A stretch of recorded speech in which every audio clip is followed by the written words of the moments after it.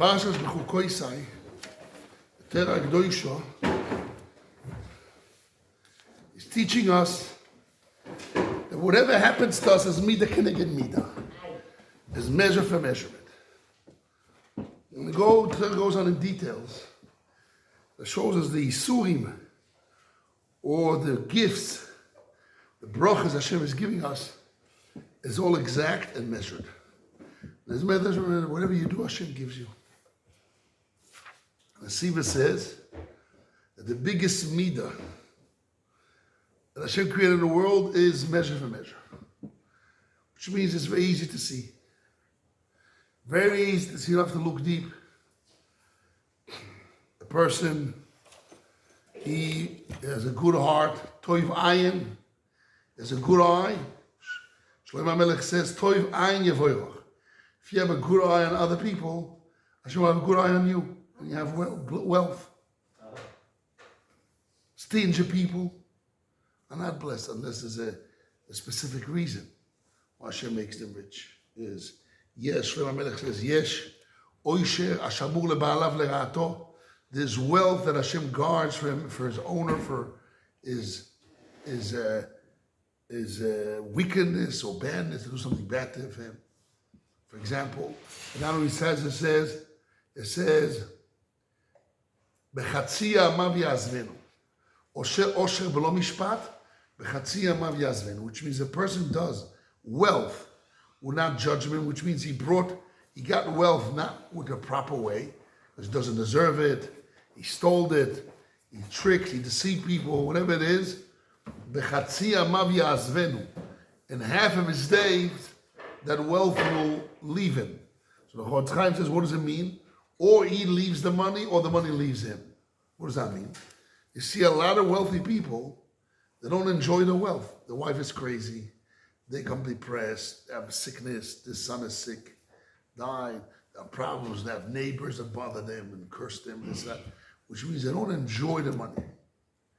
They have the wealth, but or Hashem takes them away from it. Means the wealth is there, but they're away, they're out, because they have so many personal problems and who knows what. Or the money goes away, either way. But for a person to really enjoy his wealth is very rare. It was only if a person does the money with mishpat, with judgment, in proper way. So everything is measured. There's no free world. See people wealthy, that have problems. Wow, maybe they did it with mishpat, but most people don't make money with mishpat. Sometimes they do enjoy because they give charity. As the Gemara in Bava Basra says, that Chacham told Herodus, or Daniel told Nebuchadnezzar, that if you give charity, so even though you killed the rabbi and did wrong things, or he did wrong things, is tzedakah tatzim limoves. Tzedakah, rescue from death. What does the word rescue mean? Somebody's down already, and death is upon him, and you rescue him. There's protection, there's rescue. Tzedakah tatzil limoves, rescue from death. Tzedakah prevents isurim, etc., but doesn't really change. Along the run, if you stop doing tzedakah, the death will come upon a person. Just a matter of time. If a person does a lot of tzedakah through his life, he may be saved, but he didn't change his meat, he didn't change his stealing, he didn't change his wickedness, so he'll be judged in Shamayim, which is worse in a way. So, the Komarno Rebbe, you heard about the Komarno Rebbe?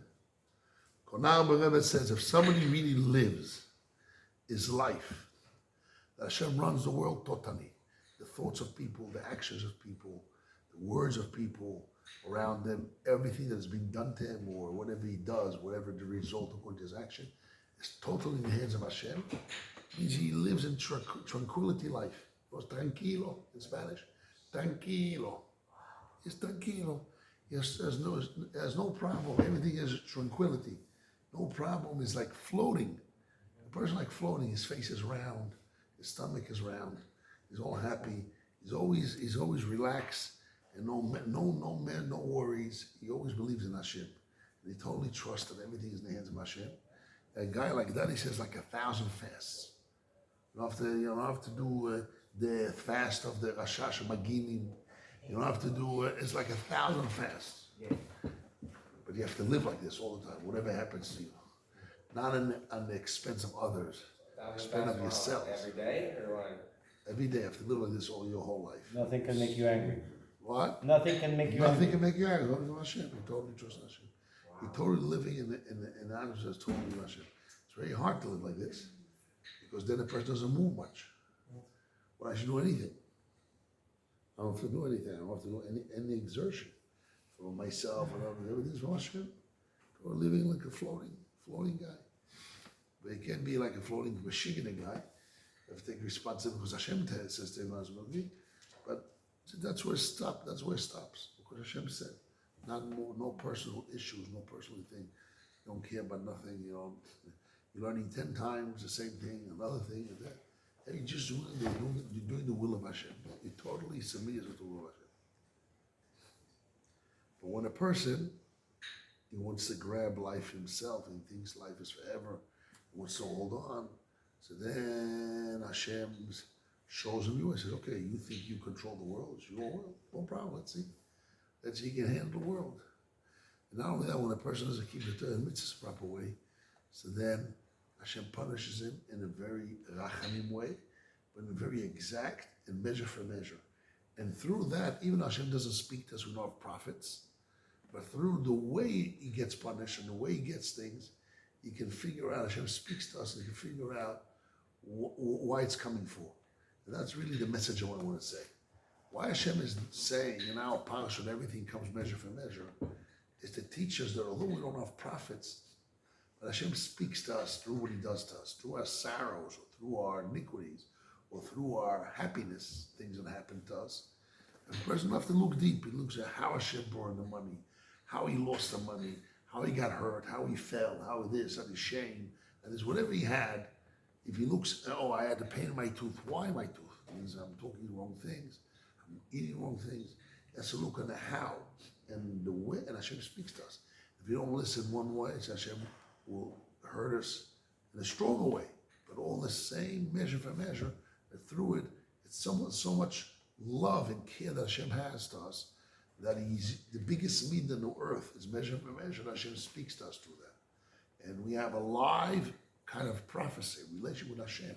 If a person is tuned, is proper tuning himself to hear and to listen and to look carefully how things come about to him in a good way and in not a good way, either way, he can really figure out his relation with Hashem. He knows where is he holding. You don't need a rabbi, you don't need a mashgiach, as yourself. Sometimes you're blind, you don't want to hear. So you need a rabbi, somebody outside, watch us, no interest in that. The guy tells me, listen, I have a problem, this and that, I cannot bring children. I said, hey, what do you do when you seed when you were not married? You went with goyot, you went with whores, it is what you okay. So now I have to fix that. And I expect to have a child with this. Okay, I have this problem, a money problem. Well, you stole money, I have to look at the way Hashem brings it. And one of that, I heard from a big rabbi. Who was it? I forgot who was it. I heard from Rabbi Mendel Shafran. He told me that the measure for measure not necessarily has to be in the way that it comes that everybody sees. But the person himself can figure that out. Hashem, which means, I would say, let's say my hand hurts. So I would say, okay, they put on filling your hand. That's the hand is the filling, for example, okay? It's not necessarily, is a person knows, the person that the way, the person that got hurt, that got the pain, or that got the measure of Hashem to himself, he knows how to make a connection. And he's the best one to make a connection if he's really fine-tuned and true to himself to figure out what Hashem speaks to him. Not necessarily has to be a direct way. It doesn't be necessarily because as long as it speaks to him, because he knows because he knows his full story and history that this exactly, it doesn't mean the hand. It means this, that, and he understands the way it pains, what he did, and Hashem pays him. That person that really fine-tuned to himself will figure out all those things. And that's the biggest rachamim, mercy Hashem has for us. That he speaks to us live every day. 2026, even though we have no prophets, no Beis Hamikdash, through the whole exile, he speaks to us directly, very clear. You just have to be fine-tuned and listen how he speaks. And if you're not fine-tuned, the Rabbi says you're cruel, because you're causing Hashem to bring more pain to you, more pain to you here.